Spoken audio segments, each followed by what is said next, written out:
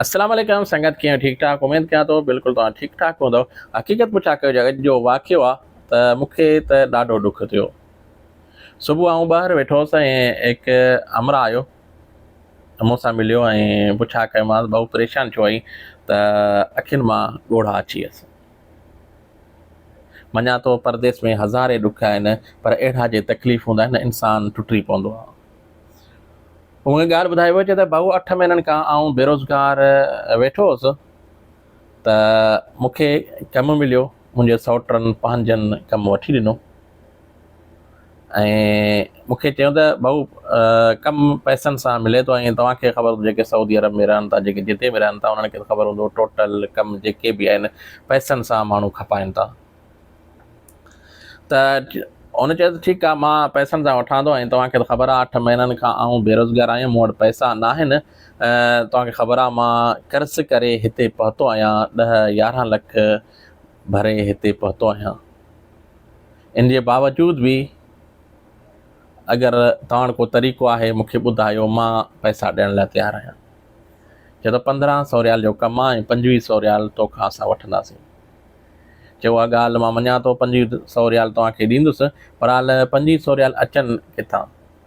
मुंहिंजा सौट वॾा शातिर हुआ त हुनखे चयूं इन जो हल असां वटि आहे। चए चलो ठीकु आहे मूंखे क़बूल आहे हल ॿुधायो। चए 2500 रियाल तोखे हुंडी वारे खां कटाइणा पवंदा जेके सऊदी अरब रहनि था उन्हनि खे ख़बर हूंदो छा सिस्टम छा हिसाबु हले थो। यानी 200-300 वरी बि मथे लॻी वियसि ऐं 2500 रियाल हिन खां कटराए पाकिस्तान मोकिले छॾिया ऐं हिन खे कम ते विहारियो। हू भाऊ चए पियो त 20 ॾींहं आउं कमु कयसि कम खां मूंखे जवाबु ॾेई छॾियो। सऊदी मूंखे कम खां कढी छॾियईं। मां सौटनि खे चयोसि भाई मूंखे कम खां जवाबु ॾिनो अथनि ऐं कर्ज़ु भरियो अथमि ऐं तव्हांखे पैसा ॾिना अथमि इहो की असांजो ज़िमो न आहे।